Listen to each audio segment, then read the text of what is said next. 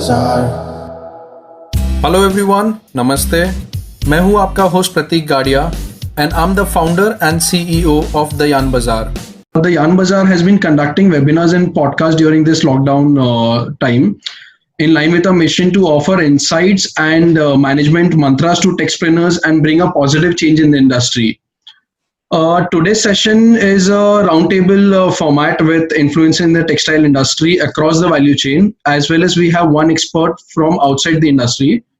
The idea of this session is to align everyone so that industry can flourish together. So before we start the session, I think let's have an introduction of all panel members. We can start with Dasji. So sir, if you can just introduce yourself and a quick brief on your company as well. Well, I'm Das Chaudhary, having 45 years of experience. Out of that 35 years and above is in the capacity of a unit, 25 years above business head. 20 years I'm in the teaching professions also, including Calcutta University, IIT Delhi, and NIP, presently associated with the NIP. In the director capacity, I'm working for the last 15 years. And I was heading your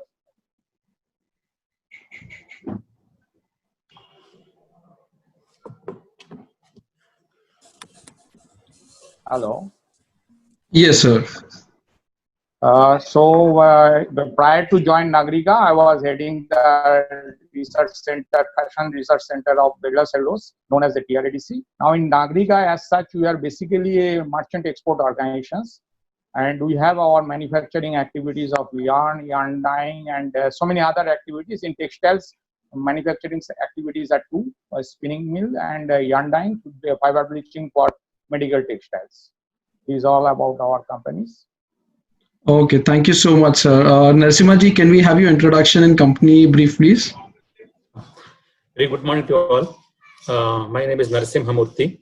I am from Aditya Birla Group, unit Grasim Industries. So, in Grasim Industries, I am part of a domestic textile part. So, domestic textiles consist of Jayashree Textiles. Then we have now Sokta. We took over Soktas last year. That is now it is named as Grasim Premium Fabric Private Limited.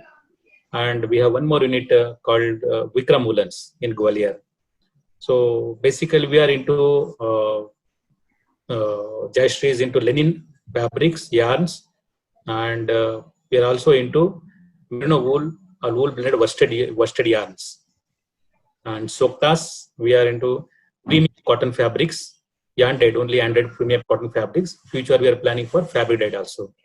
And Vikram is a part of Jayashree Textile, where we produce premium merino wool blended yarns. So I have around 24 years experience.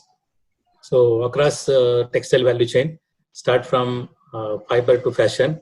So like I worked in production, I worked in marketing, development. Now I am heading value creation in Aditya Birla Group for domestic textiles. So taking care of all innovations, product development, business development, product application developments. So it's a supporting role for the frontline marketing. Okay. Got my brief. Okay. Hardik ji, can we have your introduction, please? Hi, good morning, everyone. I am Hardik Simlani. I am a part of Trident family. And Trident is one of the largest integrated home textile company in India. And we also manufacture eco-friendly paper and chemicals. We have our setup we have a head office in Ludhiana, and our manufacturing plants are in Barnala and Budni. And we are a 20,000 plus employees family. And we work mainly into yarns, towels, bed sheets, bathrobes, and papers. So that's about right. Thank you, sir. Kamini ji, can we have your introduction, please? Yeah. Good morning, everyone. I guess I'm the youngest in all of you. I think I'm the youngest, ma'am. So it's a pleasure to have to share this desk along with you. So myself, Kamini Rajwade, I head the sourcing of Mandana Group, which is now known as a GB Global. So I take care of a sourcing which mainly includes all of the raw materials starting from the yarn, fabrics, dyes and chemical, trims and accessories, and some fuel and gas kind of a thing. So we are doing a purchase of a 20 CR a month, and all the processes of a supply chain is been handled by me. I'm basically a textile graduate, BTech in textiles from the University Institute of Chemical Technology, which is known as the ICT now in Matunga, and got a campus selection at the Alok Industries, and from where the journey has been started. So now with Mandana, having good 15 years of experience as of now, and learning more. Thank you. So lastly, we'll request our panel guest speaker to introduce himself. Abhishek ji? Yeah, hi. Hi, Yes. this is Abhishek Gupta, and I am a more of a functional person. I work with a lot of sectors. I'm a finance person. We work at a strategic level and a financial level with a lot of companies now.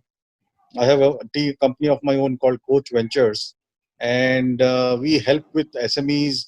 We work with mid corporates, up to $100 million turnovers, and we help them in transformation from a firm to a corporate to a company. And we work with a couple of textile clients as well, where I'm helping them raise funds. I'm helping them in business strategies, and last 3 months have been active in terms of what next to do. So bring a functional experience from various sectors and a bit of textile knowledge as well. Thank you. Abhishek ji, for the sake of the panel's understanding, I would request you to throw light on two things. One is your relation to textiles because of your father, and one is your stint as the president of one of the largest groups. So just give a quick background on that, please. Yeah, so my father used to run a yarn unit in Gujarat. He had about a 45,000 spindles unit which he used to run, which is now converted to a warehouse. The unit has been stopped. So old times. I have grown up in a textile company, a textile mill, which was a composite unit. Earlier used to do manufacturing of cloth, fabric, as well as exports. So I have seen productions units very closely. In fact, I've stayed in the mill in my childhood. I know about a bit of textile. And coming on the exposure on the finance, I've raised almost a couple of $1 billion for companies in the listed space, in the unlisted space across the globe. Most of the funds I have interacted with have different perspective on India. How do they look at India about 5 years back, 8 years back, and now? I'm constantly in touch. I have done a lot of retail rollouts, about 4 lakh square feet of retail rollout in the country. So I've opened stores, I've opened retail spaces. I've represented India Retail Forums in London 2012. I've represented some of the seminars on the jewelry industries. On current role, advising a lot on the retail space, consumer companies, and I know a bit on retail as far as India is concerned. Also on e-commerce, done a bit of work on rolling out a couple of brands in the e-commerce space. So we have fair bit of exposure on finance and retail rollouts. Perfect. Okay, so to begin with, I think let's take up a general question first. So in your opinion, how different will be business post-lockdown? And if you can help with some specific example of changes, I think we can begin with Narasimha ji, who's on my top left here.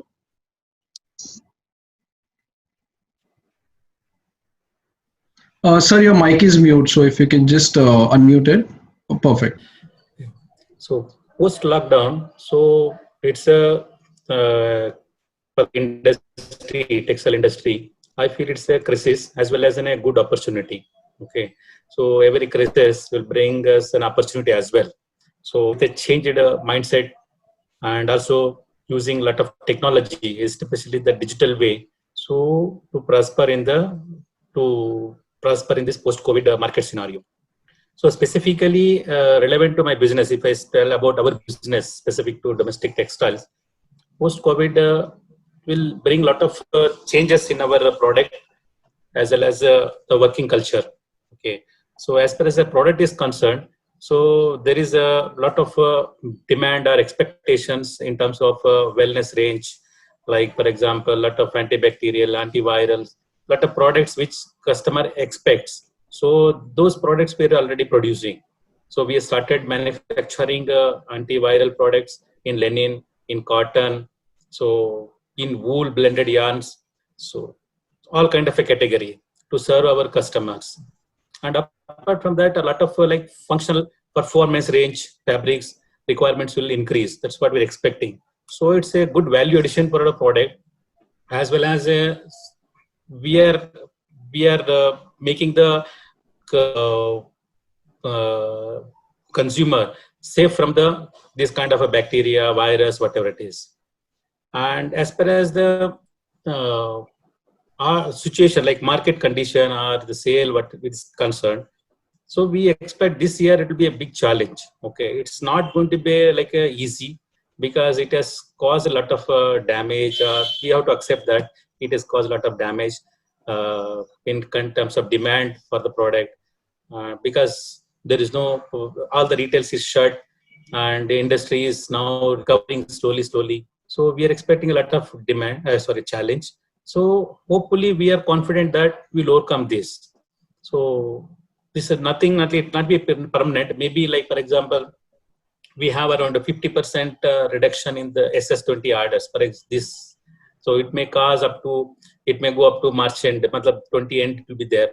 So then again, autumn winter we're expecting so little recovery of 10-15%. So there will be still loss of around 25-30% of the orders. So we are expecting that. So maybe 21 year, 21 March or something. So that things may becoming normal. So that's what we're expecting. But so we are not leaving any chance. So we are continuously now engagement with our customers. So with our value chain partners. So we are doing regularly in virtual way. So telephone, whatever the way possible, you are helping them. So in some time, so how to implement these new products or utilize at their end, or the sharing with them the product attributes, whatever the help they want. So we are providing them. And also we are into retail business as well. Linen Club is our brand in retail. We in Soktas, we have Soktas and Giza. So we are also helping our partners, distribution partners, MBOs, EBOs. So in reopening of the stores, supporting them in sanitization, making the SOPs for reopening, so helping them training. So all kind of a support we're extending. So this is how the post-COVID we are preparing for operations. And as far as way of working, so it's a good thing to learn. We are doing a lot of virtual trainings. Our group company, Aditya Birla, is a very big group. So the group is organizing a lot of virtual trainings to develop people to be prepared for post-COVID scenario of working, change their mindset, so work according to the demand. So now we are regularly engaging with our customers and also exploring all kind of digital, because so maybe personal meetings may reduce, personal presentations may reduce. So now we are following a lot of digital way of working, like exploring opportunities to work with kind of a digital platform like Yarn Bazaar. And also we are also developing our own company portals. So for B2B, B2C, B2C and B2B. So we are into all kind of businesses. So and apart from that, in presentation as well. So now we are already working with our Garmental like Madura. We are as a part of our group company. So a lot of other brands and also RMG customers to present them the next season designs, products, and virtual way, all the things. It's already started. So this way, so now we cannot go any chance, any opportunity to let go out of our hand. So we are working on that, so that we feel that at least by the time we are fully operational, like 100% production capacity, we'll have good quantity of orders to serve customers. So this is what my opinion. Hardikji, what is your opinion on this? Especially, I would like you to throw some light on what Narasimha ji just said about, meeting customers. And जितना मैं आपको जानता हूँ, I think you are one person who is travelling throughout. मतलब I think महीने में 15-20 दिन तो आप सर बाहर ही रहते हो. Completely true. So yes, that's how Narasimha ji said. I think before the business, there will be three major changes happening for all the businesses together. That is with respect to the IT, with respect to the finance, and with respect to the safety. These three factors have always been secondary pre-COVID, but these three factors will always be the forefront in the future now for us. So business बाद में आएगा, business के पहले ये तीनों चीज आएगी. We will have to focus on IT. As you can see, those companies who had invested on IT in the past, maybe their returns were not that much, but now they can see what are the results they are having with respect to investment in IT. So जब lockdown आया, immediately on the next day we all were, we all had our laptops. Everyone was available for working from home. All the setups were there, be it any of the departments. So that is something which has to be there. WebEx, Zooms, these things are going to be there. So meetings and all are going to reduce. That is for sure. And there is no way that you can continue the way you were continuing pre-COVID, at least for a year or so. And in that period, being connected, you can stay, you can be physically quarantined, but you cannot be socially quarantined. You have to be connected to people. If you are not connected, you won't be, able to move forward. So you have to make sure that you are IT enabled organization and you focus on investments in your IT segments. So that's where, when I connected with you, Yan Bazaar, I feel has a very good future because it's a IT driven thing and that is the thing of future. Similarly, finance point of view, all the companies are facing financial crunch at this point. Last 2 months have been very bad with respect to collections for most of them, be it the fabric manufacturers who have to get the money from the exporters, be it the yarn manufacturers who have to collect the money from the corporates or the retail buyers. So it has been a crisis situation for all of them. Everyone was on kind of standstill. So when the things will start moving, the finance is going to play a very major role in this. So I think as Abhijit ji, we are saying that, NBFCs will come into picture here, banks will come into picture. They will, play a very crucial role because none of the supplier at this point of time would be very comfortable in giving high extended terms. And at the same time, the weavers, they would be requiring extended terms because they would need that money for that cycle. And thirdly, and most importantly, the safety of the manufacturing units that has to be taken care very nicely now. Earlier, it was like, "Theek hai, chalta hai," not everyone was taking care of the safety at their manufacturing units. This thing will change now, and this will have everyone will be taking care of utmost care of the safety at each of their units. From business point of view, yes, as Narasimha ji said, the healthcare and the this childcare sector. These are the two sectors which I feel personally that are going to be very relevant in the coming times, and the companies have to customize themselves accordingly and work towards many companies like even Trident. We started working on production of masks, bodysuits, disposable bed sheets, patient gowns, and all those things. Antimicrobial products are going to be the thing for each and everything which you like whatever. For example, if I say about Trident, whatever bed sheets we are giving or whatever towels we are giving to our US customers, we have converted all of them into antimicrobial products and all. So this is something which is going to be future, and everyone have to depend on it. For business point of view, post COVID, I think it will be more of relationship based and more of easiness based. So each and every buyer now would be looking towards a smaller MOQs, faster lead times, and because the pipeline has been empty for all of them, so they all would be looking for quick responses and quick solutions. So I think for the future business, make to stock is something which can be a beneficial factor for manufacturing units like ours. So these are my views on the business. Thank you so much, sir. So, Kamini ji, I would like to continue with you here, and I would want you to give your 2 cents, especially that the panel, I think, has already established that products like antimicrobial will have a greater demand. So, similar to that, I was going through a research report which said that if work from home as a culture continues in the short term, so demand for knitting fabrics may increase compared to woven fabrics because लोग घर बैठे बैठे t-shirts पहनना prefer करते हैं than compared to shirts. Mhm. So what's your take on business post lockdown? So I would say it is going to be a massive experiment for every business, may it a big, may it a small. It is going to be a huge experiment to restart the work after the lockdown. During these last 2 months, because of the shutdown of many businesses have already touched the bottom line uh, of the profits and losses, whatever. But they have already touched their lowest thing in this. I feel going ahead post lockdown approaches will be definitely going to be different. See, in our case, if we'll see ourselves today, work from home has never been considered or thought of being in a textile industry ki work from home भी कभी possible होगा. But we have been doing this today since last 2 months of a time. So it is possible. It is just about the accepting the facts and making ourselves adaptable to all this new situation. That is the thing. What we have done from the Mandana is, again, it has to be customer oriented, it has to be a safety perspective. You have to take care of your factory, your sanitization, everything. And product upgradation is important. Your fluctuation or the shifting of a product from one to another is very important. Like what we did at the Mandana, we have started making the PPE suit, which we have never done before, but we have started doing it as a fast scale basis, and the decisions has been taken overnight to do this a task. So this is a upgradation, and everyone have to have that adaptability towards this upgradation.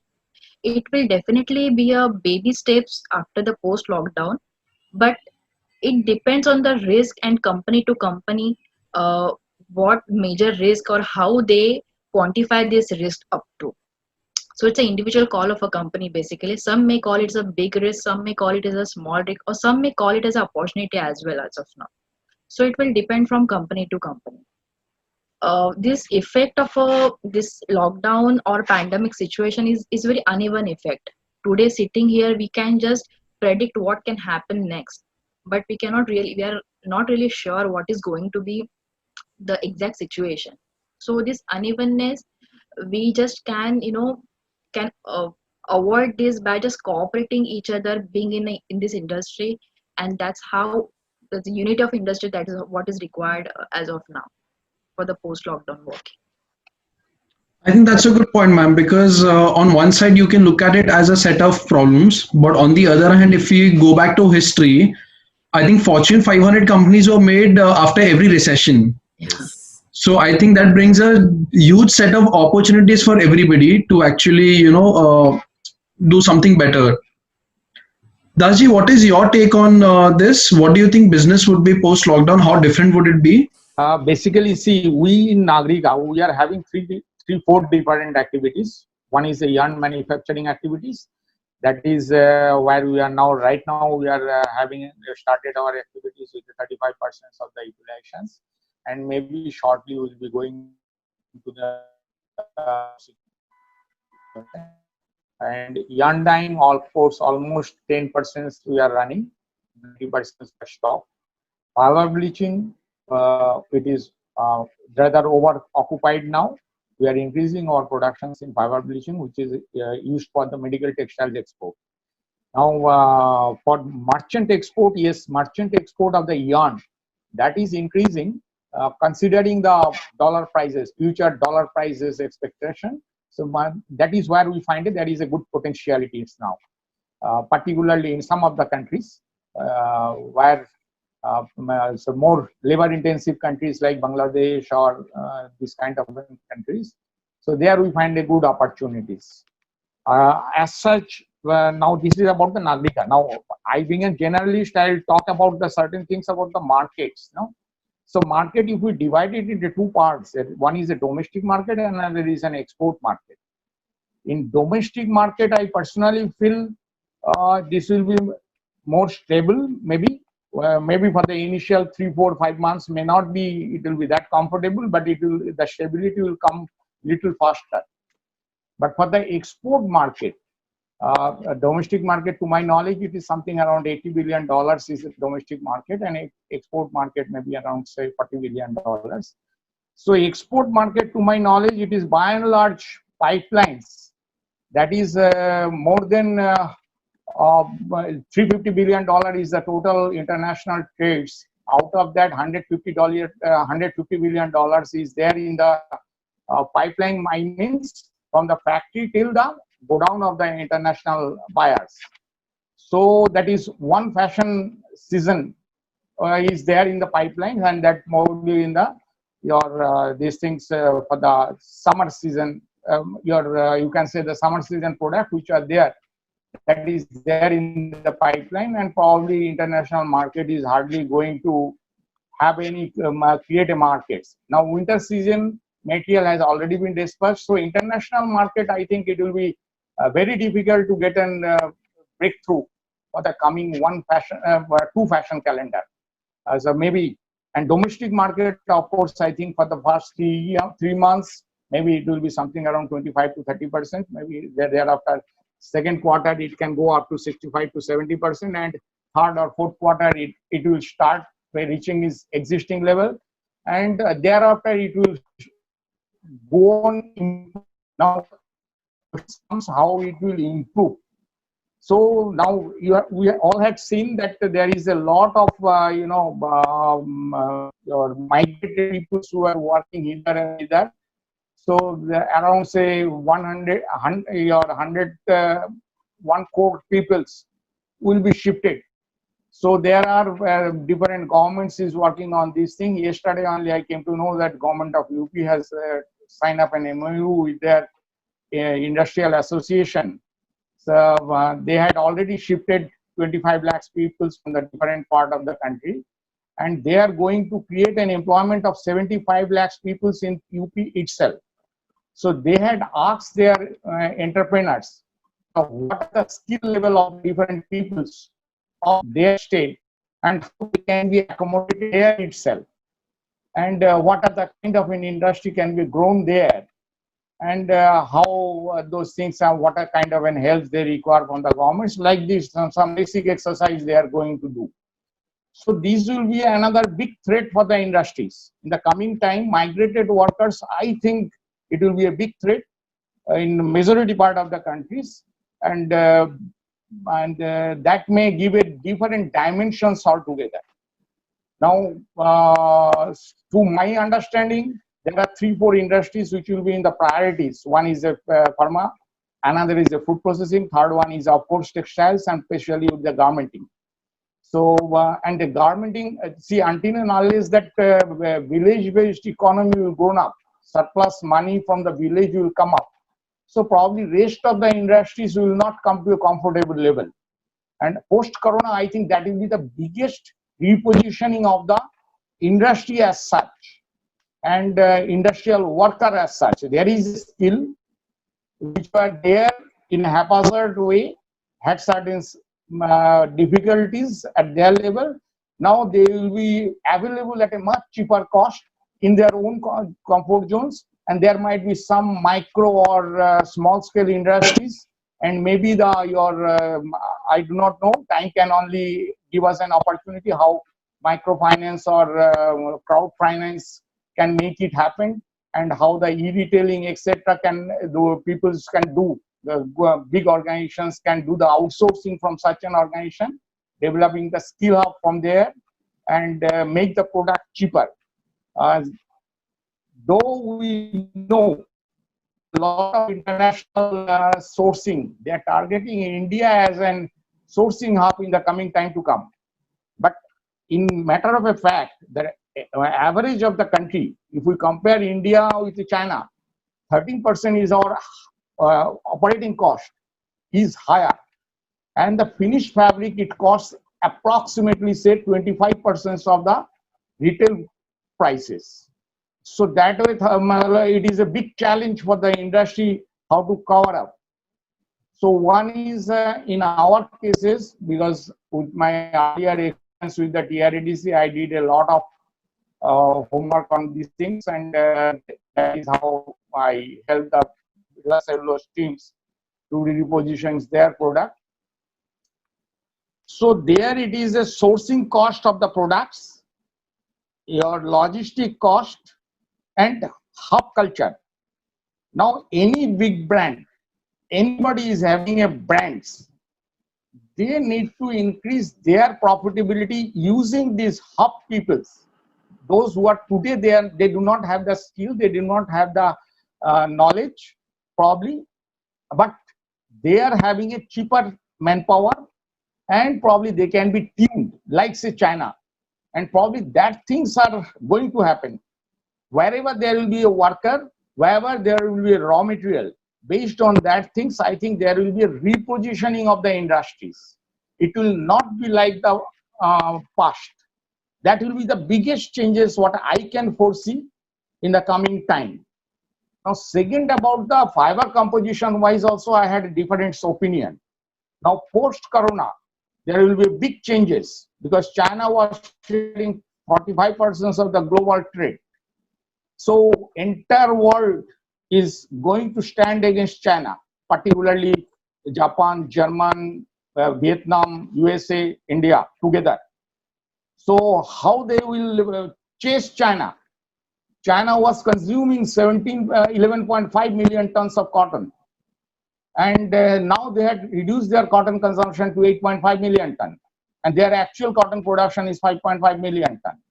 So they are switching over to cellulosic product. So they had increased their manufacturing capacity, which was earlier one of the company, Sateri, which was having a manufacturing capacity of 400 tons per day. Now they have started to now 6 years. They increase their capacities to 4,000 tons per day, and they are targeting by 2022 to 8,000 tons per day. And they had reduced the cellulosic prices to $1.1 per kg. And polyester prices as on date, it is a $0.72 per kg. So these are the things where cotton will be under threat. Cotton cost probably it will not be like past. So the product pattern will also change. Domestic market and India as such, people says India domestic side will go to the levels of $200 billion with a 3-4 years time. But it can happen only when India is a price sensitive market. The market will grow in the tier 2 and tier 3. So these are price sensitive and durability based.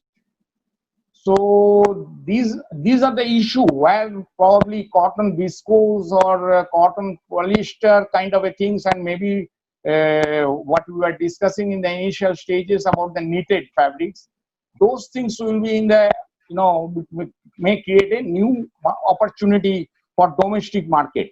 International market, of course, I think it is a sustainability, your eco and all kind of a safety devices that may give more opportunity for value addition. Specialty products definitely do have value addition opportunities. But these are the how I think product repositioning, industry repositioning, and probably that physical retailing will be converted dramatically. The physical retailing will be converted into a e-retailing. And financing, again, I think that existing banking finance will be lot of now foreign financing agencies will enter. So far my knowledge is concerned, German peoples are even ready for 4.5% interest rates. And crowd finance, which were earlier there at the rate of say 11 to 11.5%, will come down dramatically. So that way now entire things will, it is too early to comment anything. But overall, I'll say good times are waiting because we do have 20% of the raw material. There are two basic strengths with India. We do have raw material, we do have skill, we do have market, but we are unorganized. Our everything unorganized. Our skills are unorganized. Our work culture is unorganized. Our human efficiencies are much lesser. Garmenting efficiencies are much, in that efficiency is coming 42% only, whereas Bangladesh garmenting stitching efficiency comes 63%. China 63 and Bangladesh it is 53%. So these are all opportunities. So there will be a lot of cultural changes. A lot of the hub culture will be, I think hub culture will make a dramatical changes in the time to come. Any question? Thank you so And much, we sir. have I to think a lot of wisdom from you. And as you correctly said कि India में raw material भी है और consumption भी है और consumption तक पहुंचने के लिए सारे वैल्यूएशन प्रोसेसेस भी है. बट एफिशिएंसी एक ऐसी चीज है जिस पे ध्यान देंगे अगर तो we can be way more profitable and sustainable in the long run. I would request Abhishek ji to actually sum up this particular question of how business would be post lockdown, and if you can give specific examples of changes that might happen. As far as textile is concerned, I'll speak on two topics. One is debt and one is equity.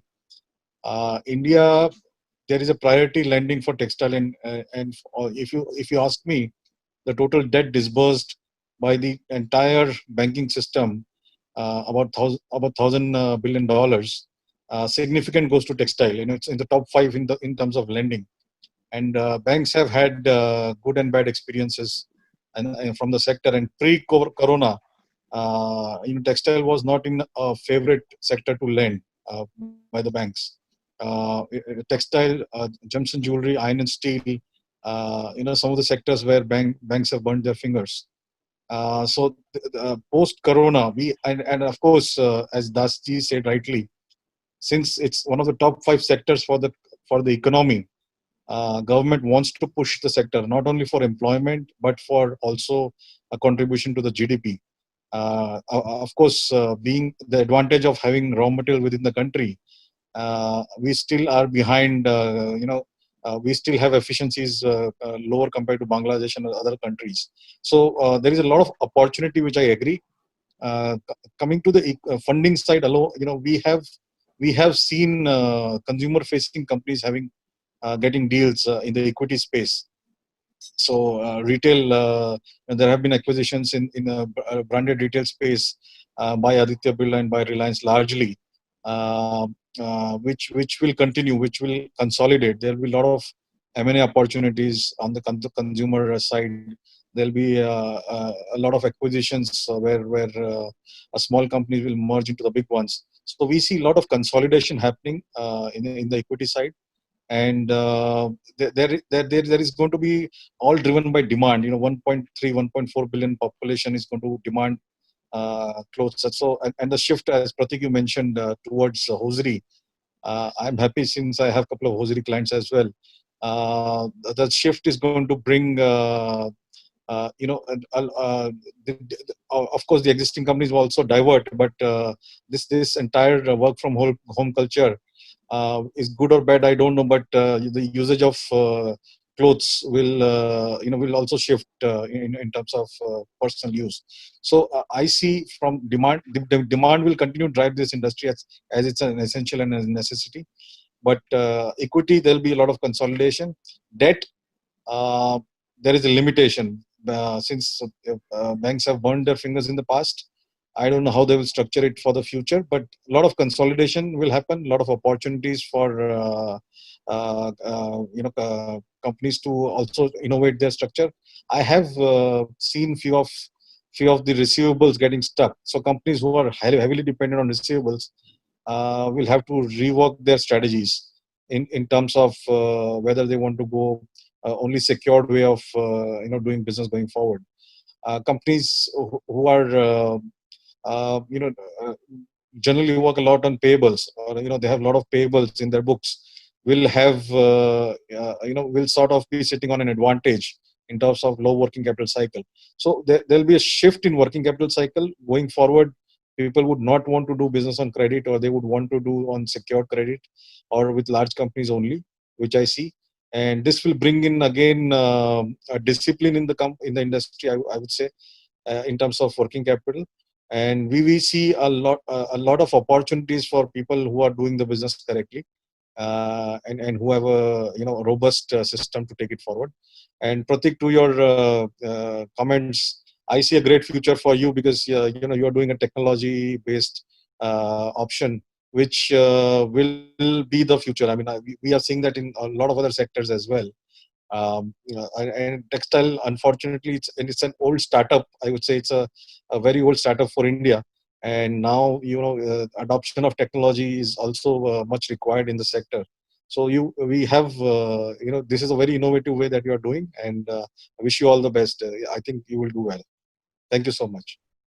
So Abhishek ji, you correctly said कि I think payables पे और receivables पे बहुत pressure आ सकता है. हार्दिक जी ने भी इस point के बारे में बताया था कि हो सकता है कि probably spinners would want to reduce their receivables, and on the other hand, weavers might want longer periods in order to be able to source, convert, and sell.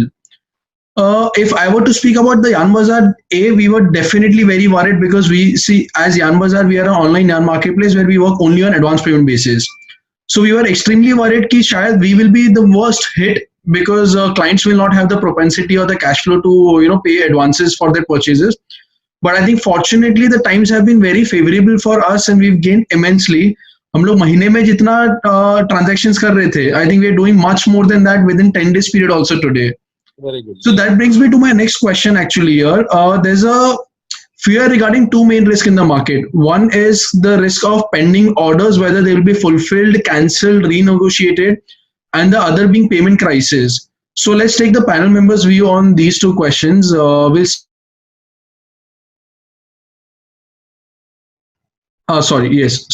start with Hardik ji on this. Hardik ji, what is your view on pending orders and payment crisis? See, with respect to payment prices, I would start with payment prices first. As Abhishek ji said, we as an organization, I mean, I am in this organization since last more than 10 years. And since 10 years, I've been seeing we work only for secure sales. And that is the first and foremost rule for the organization. And this is something which not even the chairman of the organization changes for any particular customer. We always go for completely secure sales. And that's the reason when the lockdown came, we were particularly still very comfortable with respect to our receivables in the market. Yes, there has been a lot of receivables which was due to be collected, and as has been the case with all the other suppliers, our outstanding also got delayed, and they are now coming slowly and steadily, and we are expecting that the majority of the old outstanding should get cleared by 10th or 15th of June. So that is how it is, and going forward again, we are going to continue with our same policy of the secure sales only, and that is something which I think all the organizations should follow, because it makes you much more relieved with respect to the receivable part, wherein if you get even stuck in one particular buyer, then your complete business for the year goes for a toss. So I think secured sales is something which has to be followed by most of the companies, and we are doing it, touchwood, and we are going to follow the same thing only. With respect to the outstanding orders, very frankly, our view is that, yes, it will be very wrong on our part that we tell all our buyers that you have to lift all the orders right away. And at the same time, it will be very wrong on the customer's part to say that, because there has been such a big change in the market, or because the end customers have cancelled the orders, so we won't be able to lift the existing orders and all that ways. So being business partners, this is a time when we have to hold each other's hand and move forward. So as an organization, what we have done and we are discussing with our buyers is that, yes, we are ready to discuss, and we can formulate a way that we can spread across these existing orders to a 2 to 3 months period, and at the same time start new business, so that both of us can run the business smoothly. However, any one-sided decision, be it from our side that you have to lift everything right away, or be it from the customer side that we would not be lifting anything, would not make any sense or benefit. So this is a time that both the suppliers and the customers should work as business partners, and that is the way of going forward. Right. Thank you so much, sir. I would request Kamini ji to have her views on this. So for the pending orders, I would say this effect of COVID-19 is going to be more on the retailer side, also on the supply chain strategies, also on the the way selling have been done till now. So definitely there are going to be impact on the pending orders, whatever we have today. As you know, Pratik, very well, the prices of a yarn before the lockdown and today, there is a huge difference in the raw material prices as well today. So now it will be the individual call of the company, if they want to hold current orders, or if they can have a discussion with a buyer and take out some midway out of it. Secondly, I would like to mention the importance of a insurance of orders, which industry need to understand is like insurance will give certain buffer for uh, uh, small or medium player suppliers to avoid this crisis of a total cancellation of orders. So insurance will uh, play a big impact now going ahead. Okay. So actually, Secondly, based on this, now we had a webinar with Mr. Amit Lat, who's the CEO of yes, Poland-based Sharda Group, yes. and he also discussed about this issue. He said that as part of Sharda Group, he Hmm. said before the lockdown was imposed, because they had foreseen the situation, they had actually gotten in touch with all their existing suppliers as well as buyers, and they created a transparent process of communicating with each side of the coin, stating that we are happy to renegotiate the terms as long as nothing is being cancelled. And we are very fortunate that a lot of meal owners, including actually Sunilji Patwari also, who attended the session, we've seen that mental change in a lot of companies, whether it's from the buyer side or the supplier side, understanding the crisis and being happy to actually address the situation. So a lot of meal owners we've seen in recent days are happy to renegotiate the terms, or are actually quoting prices which are at par with today's market rates, whether it is from the spinning background or the weaving background or the garment background. Yeah, that's the way going forward to it, because see what we have the cycle time for the any textile fabric, it's minimum 30 to 35 days. So whatever the prediction is been given for the raw material is before the 35 days also. So today all materials are ready, and there's only one way out of this is negotiation with the buyers. Only with this way you can at least limit your losses. That's I think. And secondly, going ahead, payment terms is going to be a very important factors where the orders will be live, where they have a short lead times and a long payment term facilities. Those orders definitely will be live going ahead. So now it depends on the company how the turnaround period of how fast they can make the orders, and what is their credibility to give that credit terms to a buyer. It purely depends on these companies how they want to adopt, evolve, and reposition themselves in this situation. So I think so these are the facts, and no one should work with a long inventory as of now. Being I am in a part of a sourcing, we generally predict that this much of a goods we need to keep in a stock, but now this is not a situation. As Hardik said, we have to make orders. It has to be make to orders. And like how Narsimbaji said, uh, there is an impact on the SS20 orders for the domestic. So it's going to be difficult time for the domestic now, and that's how we need to manage ourselves. That credibility is a very important point in discussion with a customer. If you have very reliable customers, it will help you for the long term, I think. Abhishek ji, being the financial and strategy expert here on the panel, what is your advice or tip or any reference that you would give to panel members, as also the audience would be viewing it, in terms of how they can deal with this situation of payment crisis and existing orders? Yeah, that's a good question, Pratik. We see the ecosystem of textile. There need to be some outside fund, to circulate the ecosystem in the textile, and it's applicable to all the other sectors as well. Fortunately or unfortunately, if you combine all the requirement for, we are still to figure out where the funds will come from in the entire economy. Government has limitations, banks have their limitations, private equity guys have their limitations. So the funds will be limited, and the whole concept of receivable was born at the shelf level, where the inventory at the shelf was 3 to 4 months at the retails, which was then shared between the retail guys, the manufacturing guys, the supply guys, and the yarn and production guys and all. So the entire value chain had to share the period of inventory lying at each of its place. E-commerce plays an important role. So the reduction in retail shelf space will have a better churn in inventory, and that's where I think people can reduce on the receivables or on the working capital requirements. This is again a functional phenomena for all the sectors, especially for textile. I see companies becoming more efficient at the downstream, where they are selling direct to customers or majorly online, to reduce the inventory days. So once the inventory days are reduced, you will see working capital being available to all of us, all the stakeholders. So it's not going to happen overnight. It will take time.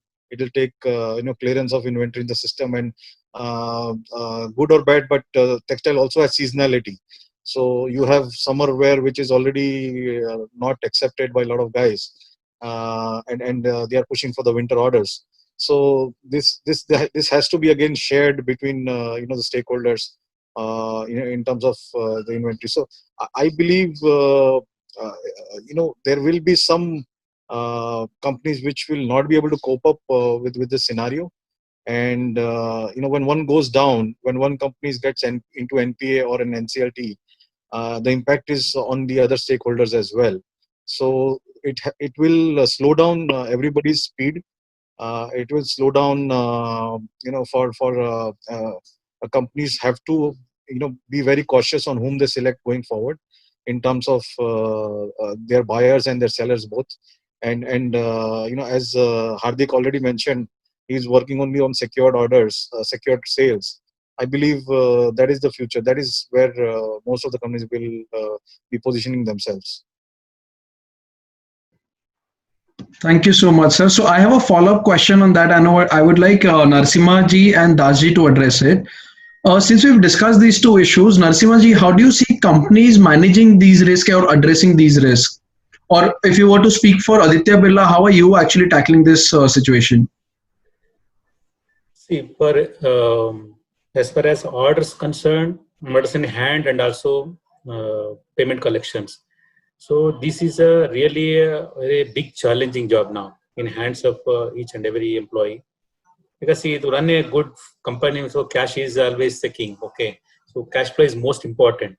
So now post-COVID, collecting cash. So it's the most important thing, because to pay the wages, because we are not deducting any wages to the employees or workmen. So we are paying full. So collection is becoming almost, in the April it was almost nil. So May little bit is there. Okay. So this is one thing.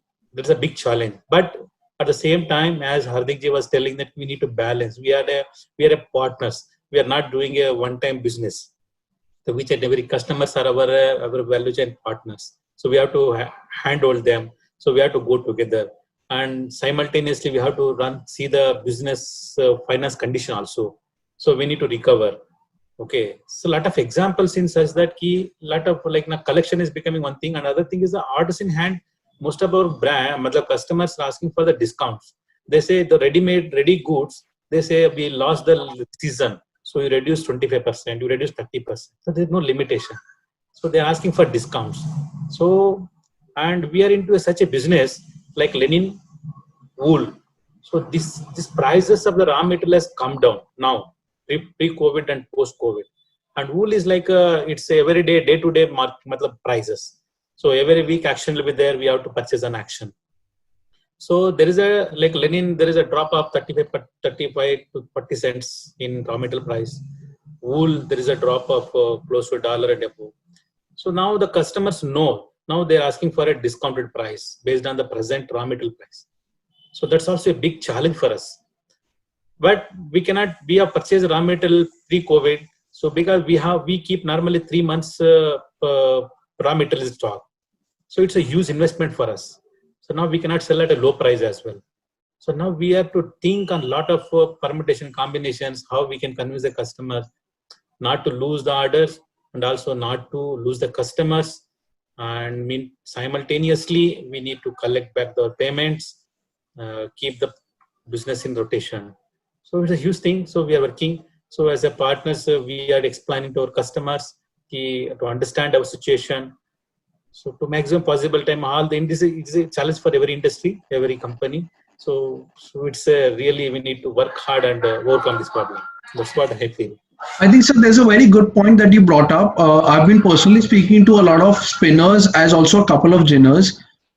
They always say that, boss, weaver को लगता है कि आज cotton पहले 40,000 का था, आज 31,000 पर हो गया है. But on the other hand, we've had inventory for another 6 months or probably till October, November, which was purchased at the old prices. So it's not that our input cost has gone down.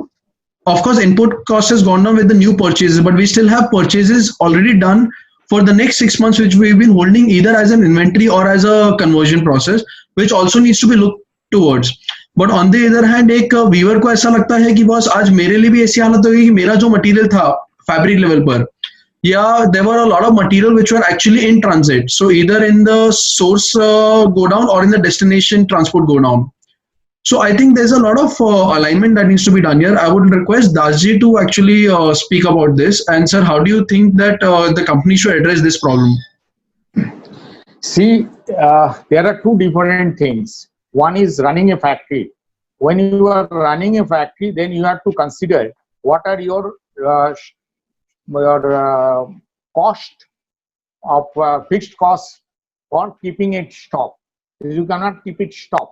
So you have to see, compare your profitability, running profitability, not your existing cotton stock fiber or something like that, because market is not going to accommodate you. You have to go with the market trends. So that way, I think it is a time to take a call whether there is a loss or a profit. You have to retain your buyer, and I fully agree with Mr. Hardik and Mr. Abhishek that it is a partnership. You have to shake hand with your reliable partners. So that way you need to identify which products can give you a comparative better operating profits. And compare, once it is giving a better comparative profits, you should run it. In the domestic markets and the international market, there are threats, because majority people are now changing their standpoints. So they are again good brands, particularly for financially well-off countries like Germany or Japan. They are not, they are delaying their lifting, but they are sustaining their previous commitments. So yes, one thing is for the 3 months or 6 months times you have to make a compromise. Then over a period of times, because many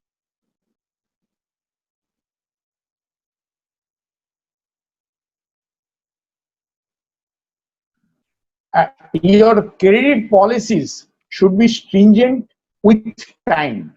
May not be at this moment, but you have to identify a good partner. That I think is the right way of handling the present to making it runnable, and then making a better future, making a strategy with the time. Right. Thank you so much. In Nagarika, we have both the facilities. Actually, since we have a manufacturing, we had a merchant exports, we are making a mix match, and you see, it is a time to pump in the money, because you cannot exactly depends on the suppliers' money. So you have to give some supporting facilities, supporting funds to make the business doable. Right, sir. I think that's a great point here. There's a problem that a couple of panelists have another say schedule at 12:30, and I think we've gone a little overboard to our current time. So before we conclude, I would like to request if anybody has any concluding remark or statement to be made, we can take that up before we conclude the session. So one point I have missed here on the payment crisis is about the insurance cover, which also can be done to have a secure payment terms. Abhishek ji can also elaborate on the vendor financing, which is going to be now trained for the business lines. Third point is a revisit facility. Whatever we are giving today to a buyer has to be, to revisit that credit facility is again a important task marketing should do. And the fourth point is, as of now, we are going to have very limited travel. So having whether we have the good export business, like Mandana is having 40% of the export business, so we would prefer a local agents to be placed, if not now, at least going ahead post lockdown. They also will play a major role, because they would give you a right facts about your customers, So that will also help. So these points I just wanted to add. Sure, ma'am. So I would like to request Hardik ji and then Abhishek ji to conclude the session. And especially Hardik ji because sir आप इतना travel करते थे, I think आपको सबसे ज़्यादा तकलीफ होगा अभी एक जगह पर रह के काम करने में. I don't know. Yes, that's true. I mean, with the kind of travel which I used to have. But then, yes, as very rightly said, by Dasji also, India would be having a future right now with respect to textiles. With most of the export countries, being shying away from China, they would be depending on India, Bangladesh, Vietnam, and countries like this. And with the kind of labor we have, the workforce, the setups we have, definitely if we can improve on our efficiency part, we can definitely, surpass this and come into a very strong position for ourselves. So I think this is the right time where we all together should, focused effort should be put towards improving our efficiencies and becoming the world power with respect to textiles. Right, sir. Abhishek ji, can you please give your concluding remarks? Yeah.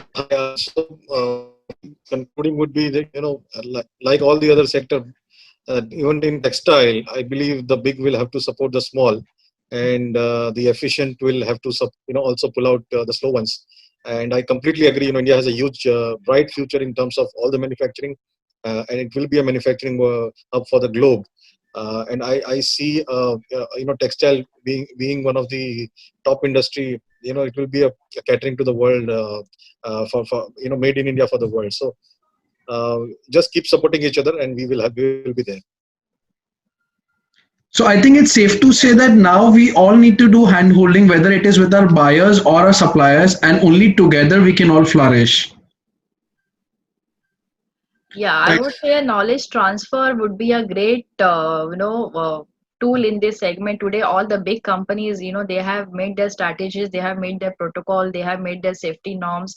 Everything is set and they have started. So they should, help small business sectors, and the cooperation is required at this stage.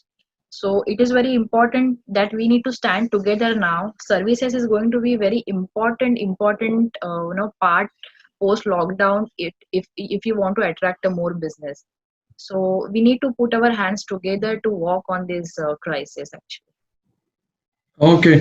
Thank you so much, everyone. Me and my entire the Yarn Bazaar team would like to thank you for sparing so much time and sharing your knowledge with us. Sure, Thank you so much, Hardik. Thank you so Thank much. you, Prateek. Thank you for having us. Prateek. Thank you. Thank you, sir. Thank you. Thank you, everybody. Thank you, everyone. Thank you. Thanks for meeting everyone. Thank you so much. Thank you. Thank you.